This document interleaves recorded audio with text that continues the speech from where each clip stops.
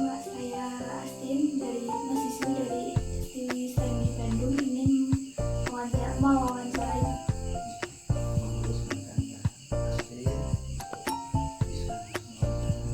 Saya izin bertanya.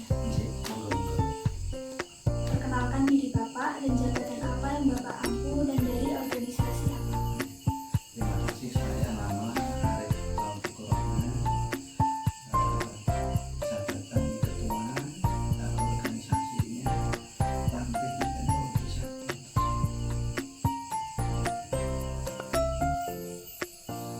Awal mula atau latar belakang Bapak menjadi ketua NU cabang Ranting Kepedejan. Mulanya ya sesuai dengan aturan organisasi yang ada di NU, bahwa setiap 5 tahun sekali ada organisasi atau ganti pengurus. Pada saat pergantian pengurus itu biasanya kita adakan pemilihan, namun karena ini sifatnya adalah organisasi keagamaan, maka biasanya pemilihannya prosesnya adalah musyawarah dan melalui proses pemilihan seperti layaknya ketua desa atau apa. Kebetulan pas saat pada pemilihan yang kurang lebih pada bulan April 2020 ini kami kok diminta untuk khidmat untuk tujuan itu, dan kami tidak semata-mata yang melihat jabatannya, kalau di NU itu jabatan nomor sekian, yang penting bersama-sama untuk khidmat untuk kepentingan bangsa. Apakah organisasi NU sudah mempunyai struktur organisasi? Untuk struktur organisasi alhamdulillah sudah ada, mulai dari penasehat yang kalau di istilahnya di NU itu namanya Suriah, mulai dari Rois Suriah selaku ketua dewan pembinanya sampai jajaran namanya Akhwan pembantunya. Kemudian ada pengurus harian atau pengurus pelaksana yang diistilahkan dengan Tanfidiyah. Tanfidiyah itu ada mulai dari ketua, sekretaris, bendahara. Kemudian selain Suriah Tanfidiyah juga ada lembaga seperti lembaga zakat atau majelis NU, ada juga pengurus badan otonom yang lain. Bagaimana cara Bapak memimpin organisasi NU Desa Kepedejan? Untuk memimpin NU di Kependejo ini kita lebih bersifat kekeluargaan, lebih bersifat kolektif, karena organisasi NU itu kan organisasi masyarakat. Jadi kita bagaimana agar bisa bersama-sama merangkul masyarakat ini ya, semua melibatkan khususnya semua pengurus yang ada, karena di bawah pengurus ranting itu ada pengurus anak ranting yang ada di setiap dusun, yang ada di masing-masing desa. Intinya kita bekerjasama bareng-bareng, kita ada permasalahan yang kita musyawarahkan, kita putuskan bersama, dan secara kelembagaan kita bersama-sama juga dengan lembaga atau bahkan otonom yang lain, bahwa program NU tidak akan berjalan ketika hanya NU berjalan sendirian, tapi harus merangkul semuanya, harus bisa sinergi, harus bisa barengan.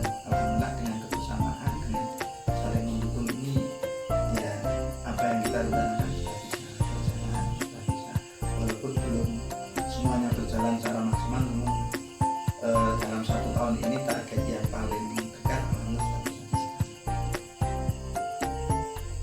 Pertanyaan terakhir, boleh diceritakan tugas Bapak sebagai ketua NU Ranting Kepedejan seperti apa? Tugas pokoknya ya mengkoordinir teman-teman pengurus, dan juga paling pokok adalah sebagai apa ya, pengambil kebijakan walaupun ada musyawarah, tapi tetap yang namanya organisasi kan tetap harus ada top leader, top manajemennya ya. Nah, sebagai top leader atau manajemen kita yang menentukan keputusannya seperti apa, walaupun keputusan ini kita dasarkan pada pertimbangan masukan dari pengurus, masukan dari lembaga, masukan dari badan otonom. Kita tidak bisa artinya memaksakan apa yang hanya menjadi kehendak pengurus, tanpa mempertimbangkan masukan, tanpa mempertimbangkan masukan-masukan, tanpa mempertimbangkan dari organisasi atau badan otorita. Insya Allah ketika kita sama-sama kita saling mendengarkan, kita saling menghargai, bisa jalan. Mungkin itu saja Pak. Terima kasih atas waktunya Bapak. Terima kasih sama-sama, semoga bermanfaat terus manfaat asli untuk kepentingan pendidikan pasti. Kami hanya mengucapkan terima kasih dan mungkin apa yang kami berikan jawaban ini kurang sesuai dengan harapan Mbak Astin, kami mohon maaf yang sebesar-besarnya. Terima kasih, semoga lancar pendidikan ini. Assalamualaikum warahmatullahi wabarakatuh. Waalaikumsalam warahmatullahi wabarakatuh. Pastor Dewi.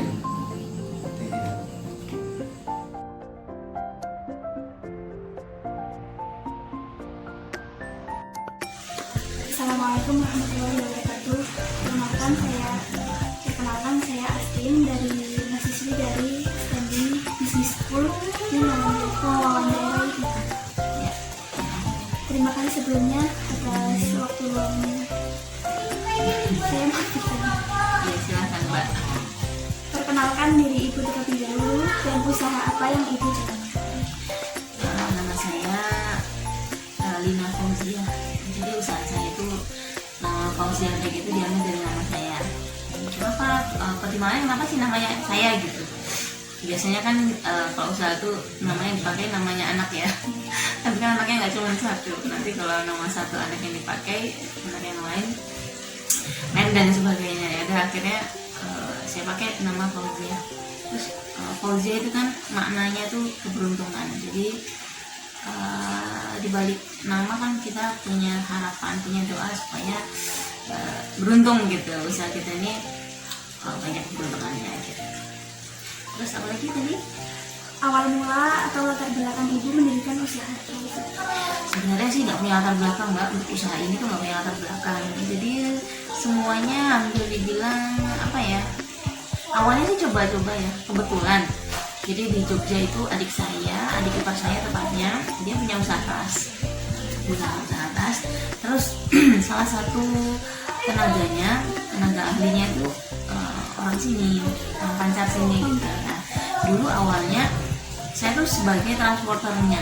Jadi saya yang ambilkan kerjaannya ke Jogja, nanti saya antar ke sini, nanti kalau kerjanya udah kelar saya bawa lagi ke Jogja gitu. Jadi saya cuma sebagai transporternya aja.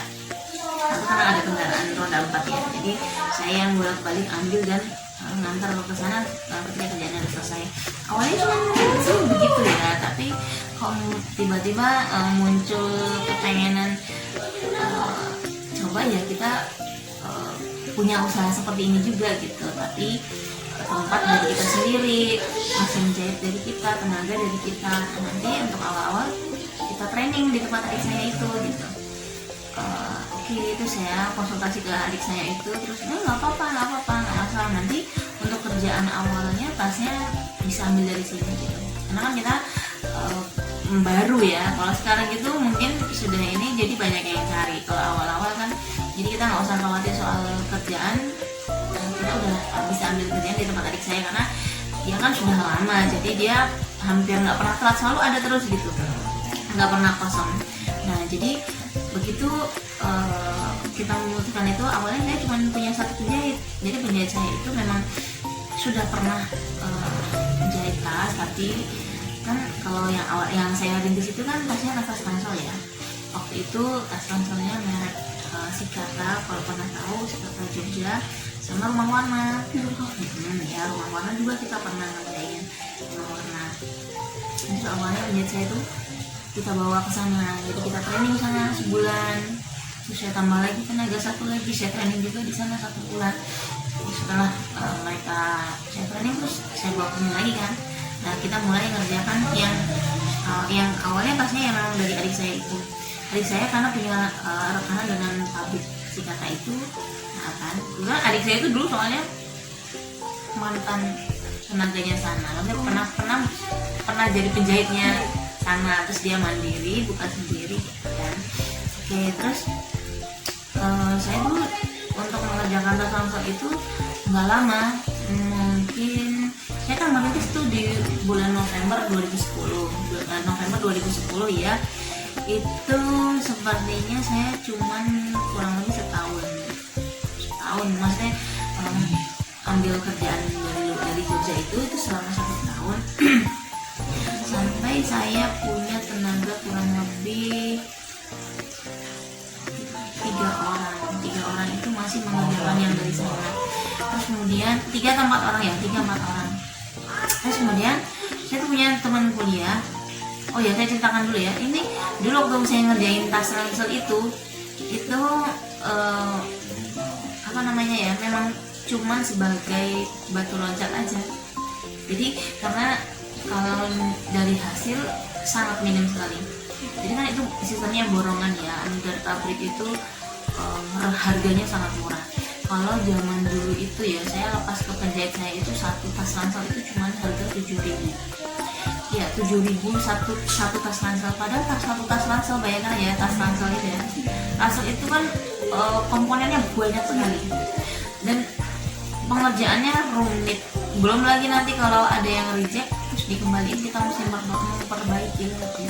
Kan itu nggak mudah ya, kan nggak kayaknya kok harga 7.000 itu minim banget gitu. Tapi sebenarnya kalau ke saya itu dulu kurang lebih berapa ya, ke saya juga nggak banyak karena saya kan punya kewajiban untuk bawa ke sana lagi untuk transportasi. Nah, berkata saya tuh numpanginnya sedikit. Nah, lebih banyak ke penjahitnya karena terus tahunya kita kalau bahwa ini sangat minim itu ya, sama penjahit itu biasa bon itu loh Mbak. Nah, ya kasbon ya, nanti bayarnya kalau udah bayaran gitu. Selalu kasbon mereka tuh lebih banyak daripada penghasilan mereka. Nah, artinya kan lebih besar asal dapat tiang apa sih ya gitu kan. Lah jadi wah, berarti ini nggak sehat. Nah, menurut kita berarti ini nggak sehat. Tapi mau dibikin tinggi juga nggak bisa, kan saya habis di jadi sebenarnya saya tuh keuntungannya juga sedikit sekali sebenarnya. Terus akhirnya nggak apa-apa lah buat loncatan aja, buat pengalaman buat mereka menjadi saya. Terus alhamdulillah itu ketemu teman saya kuliah. Jadi teman saya kuliah dulu itu orang Jakarta ya, itu dia biasa jualan seperti rak tas, rak sepatu yang saya produksi sekarang. Tapi zaman itu dulu masih bener-bener yang awal-awalan banget kan. Dulu produsennya itu orang Solo. Kebetulan Solo itu dia juga orangnya Chinese. Sedangkan teman saya itu ya tergabung di pengusaha Aisyah gitu ya. Jadi jiwa usahanya tuh kuat sekali. Terus Islami juga. Terus dia tahu saya produksi tas, dia kasih kirim ke saya sampel-sampel produk yang biasa dia ambil. Dan coba deh, saya kan Innovoje Lin, coba deh kamu bikin ini. Aku Ira, namanya teman saya Ira kirim sampel-sampel ya, nanti coba deh Lina bikin. Kalau masuk kerjaannya bagus, udah deh Ira ambil sama Lina gitu. Awalnya begitu. Terus barang kita terima, kita bikin sampelnya, otomatis barang yang kita terima itu kita buat sampel dengan spek bahan yang lebih bagus. Jadi apa kekurangannya di barang itu kita perbaiki gitu, kita perbagus. Terus kebetulan juga karena kita udah desa jahit tas ya, terus jahitan kita tuh rapi gitu ya, jadi nggak asal-asalan. Nah, jahitan kita rapi, jadi begitu barang dia terima, dia puas ya gitu. Oh bagus nih, cakep, jahitan juga rapi, lebih bagus banget, lebih kuat. Oke deh Ira pesan sama Lina gitu. Awalnya pesan sekian, saya nggak ingat ya, pokoknya sampai itu kayak tuh awal-awal konsumen saya cuma dia. Saya tuh mengawal itu, saya konsumen saya cuma satu, dia itu aja. Terus sejak saya udah nggak mulai meninggalkan yang tas ransel tadi, karena yang ini jauh lebih besar, marginnya lebih besar karena kita produksi sendiri. Kalau yang dulu saya tas ransel, saya cuma jasa jahit aja, bahan semua mereka yang sediakan, pabrik yang sediakan, saya cuma tinggal jahitkan baru disetar. Kalau ini saya semua dari awal, dari bahan baku semua saya jual barang, ya otomatis keuntungan jauh lebih besar. Terus alhamdulillah dia juga tuh kelarisan gitu ya, maksudnya emang dasarnya itu barang yang dia jual emang barang yang best seller. Kalau dulu dia kerja itu jualannya di kayak pasar minggu, pasar pagi gitu, pasar petah itu loh. Kalau di Jogja di UGM tuh pasar Sunmore itu loh Mbak. Nah seperti Sunmore-nya gitu lah. Dulu kata dia, aduh kalau dia jualan kayak gini kayak kacang goreng nih, enak banget, lagi laris-larisnya gitu. Jadi setiap ada produk baru dia kasih kirim ke saya untuk disampel. Nah seperti yang dia bilang tadi, selalu saya bikin dengan spek bahan yang jauh lebih bagus daripada yang sampel yang dia kasih gitu. Akhirnya nggak ada barang yang saya bikin itu yang nggak laku. Cuma dulu semua yang saya bikin yang ini semuanya laku, apalagi kualitasnya bahan kita dalam bahan kita bagus, jahitan kita rapi. Alhamdulillah dulu kalau 1 minggu tuh ya saya itu kirim ke Jakarta itu seminggu 2 kali, itu kirimnya 2 karung 3 karung gitu.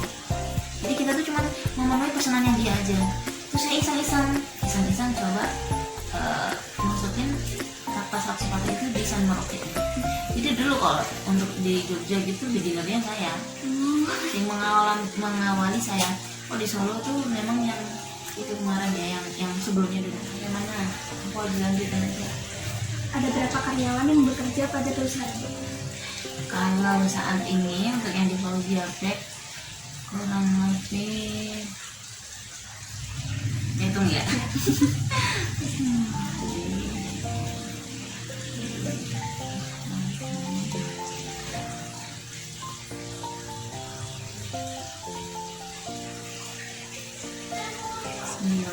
Sembilan itu juga udah termasuk yang udah saya admin sama yang bantu dipotong itu masih 7. Sekarang kalau dulu tuh saya pernah di awal ya di awal di masa kemasannya Fauzia ya, saya masa kemasan itu kalau nggak salah di tahun 2000 puncaknya itu kayaknya sih 2015 itu saya punya pegawai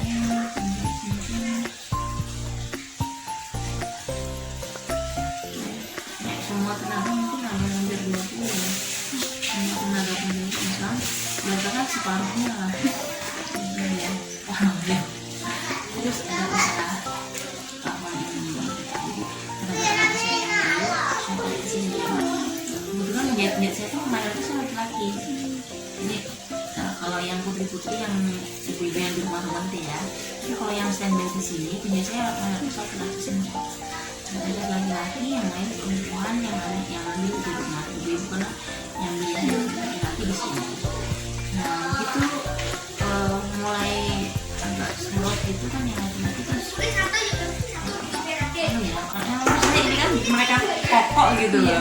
Akhirnya mereka berhenti, terus ada usaha ini saya tarik lagi untuk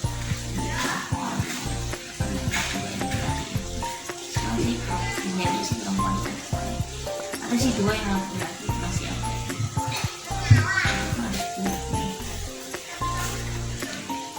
Apakah ada syarat khusus untuk kerja di Fauzia? Ya kalau syarat khusus yang pasti buat ngejahit harus bisa jahit ya. Bisa jahit tapi nggak cukup cuma bisa jahit aja, karena kalau basicnya pakaian maksudnya nggak mudah.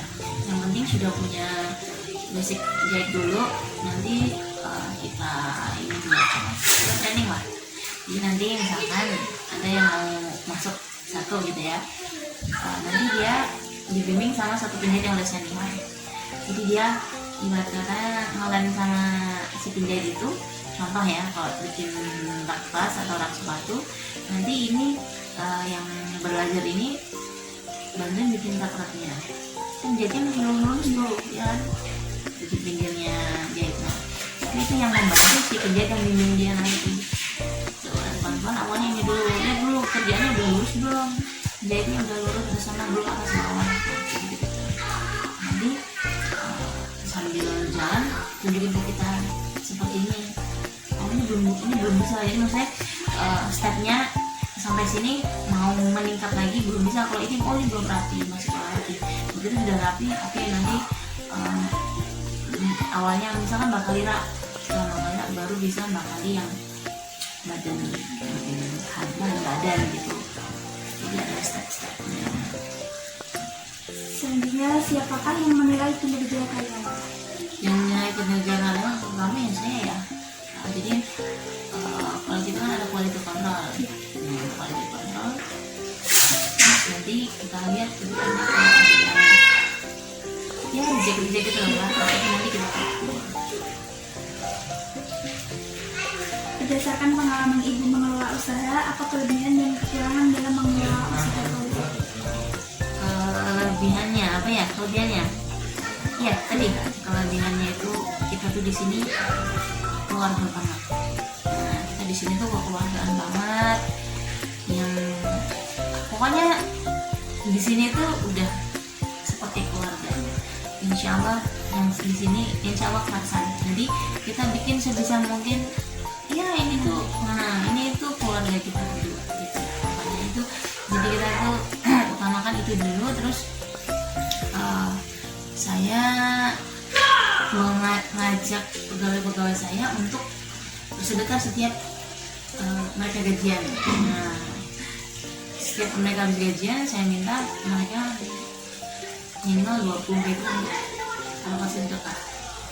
Itu buat saya itu satu kelebihan ya. Jadi saya tetap mengingetin mereka untuk sedekah.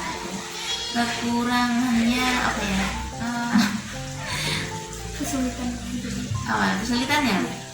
Kesulitannya itu mungkin memanage karyawan ya, karena kalau saat ini kan saya udah nggak punya penjahit yang standby di sini, karena mereka penjahitnya yang ada di rumah, sedangkan penjahit saya ini merangkap jadi berumah tangga. Sebenarnya begitu. Jadi pas kita kalau selain kan online gitu kan dari dulu kita nampil online, tapi sekarang kan pakai ada marketplace. Nah, marketplace itu kan orderannya ada batas waktunya. Jadi orderan yang urgent gitu loh. Ya, Mbak ini urgent tapi kayak gitulah, mereka punya kepentingan sendiri, akhirnya ya kayak gitulah. Ya salah satunya kendalanya. Bagaimana ibu menangani masalah jika karyawan ibu melakukan kesalahan? Biasanya kita panggil, kita diskusi. Pokoknya saya bilang tadi kita tuh di sini kekeluargaan ya. Jadi sejauh ini nggak ada permasalahan yang serius sih, paling terkait sama kualitas aja. Nanti kira-kira ini kan kita tegur, ini jangan terlalu cepat mungkin jadinya. Kalau cepat kan otomatis kurang lebih ya. Tapi sejauh ini cuma persoalannya yang begitu sih, nggak yang apa. Bagaimana cara ibu mempererat kerjasama tim? Mempererat kerjasama tim ya. Kalau di sini kita itu kerjanya sebenarnya bukan tim. Kita di sini kerjanya gorongan. Tapi saya bilang tadi kita tuh di sini apa ya? Pokoknya keluargaan banget. Nah, kita adakan apa namanya? Perkumpulan lah gitu loh, Mbak. Kemudian dia kayak mujahadah gitu. Kita adakan mujahadah, ada arisan juga. Setahun sekali kita bikin acara ziarah bareng. Salah satunya gitu. Selanjutnya, bagaimana rencana ibu ke depan untuk pengembangan usaha Ya sekarang itu kan ya Mbak ya, sudah zamannya tuh sekarang lagi pandemi ya, barang apa semuanya naik, terus bahan baku juga tidak mudah didapat, ditambah lagi mungkin ya karena efek corona ini daya beli kan menurun ya. Tapi saya heran juga tuh kenapa di marketplace justru penjualannya meningkat. Ya mungkin ini ya strateginya, mungkin inovasi produk ya Mbak ya. Kalau sekarang sih yang masih produk andalan sih masih rak sepatu ya, itu masih tetap best seller lah meskipun di luar sana sudah banyak, termasuk saudara-saudara saya itu yang lain juga mereka sudah nggak produksi, udah tutup. Kita yang masih eksis, tapi alhamdulillah di marketplace itu masih jadi primadona gitu loh, produk kita tuh masih primadona, artinya setiap hari pasti barang keluar, setiap hari pasti ada order yang pasar. Terus kalau produk ambulan lagi hujan-hujan, tapi kan musiman ya, hanya nggak terus. Kalau pas lagi musim hujan, penjualannya luar biasa. Kan sampai bisa pending sebulan, jadi bisa PO-nya tuh bisa sampai bulan karena keterbatasan tenaga, padahal permintaannya luar biasa banyak. Jadi kalau satu orang gitu ya, satu orang kalau reseller kita itu lagi pas lagi musim hujan gitu, orang bisa ordernya 100 pieces. Nah, 100 pieces itu kan untuk kita bagi ke penjahit kita tuh butuh berapa hari, belum lagi motongnya, belum lagi finishingnya gitu loh. Jadi kalau pas lagi musim hujan tuh biasanya sih sampai telat. Kunci sukses menurut itu Kunci sukses ya, kalau sukses itu kacamatanya siapa dulu? Kalau sukses itu, kalau saya sih sukses itu kan kalau kacamatanya orang ya, sukses itu kan materi ya kan, materi. Kalau kita tuh, kalau saya sendiri bisa bermanfaat buat sekeliling ya, pasti. Jadi usaha kita itu yang menikmati bukan cuma kita sendiri, tapi karib, kerabat, tetangga semuanya ikut merasakan dari dampak usaha kita ini gitu. Jadi kecipratan, keluberan. Jadi bukan cuman kalau tiap bulan yang sewa ya, bukan cuman kita sekedar ngasih sedekah gitu, ngasih ke orang, enggak, tapi dari pekerjaan ini mereka terlibat. Nah, jadi yang merasa memiliki bukan cuma saya, tapi sekeliling saya itu juga merasa memiliki, merasa duwe gitu. Jadi nek merasa duwe ini kan jaganya itu mbak gitu. ya sukses. Oh ya juga oke ya, doain ya semoga nanti jadi pengusaha sukses. Terima kasih Bu Aris. Oke ya, teman-teman ini kok malah hamburan-hamburan belum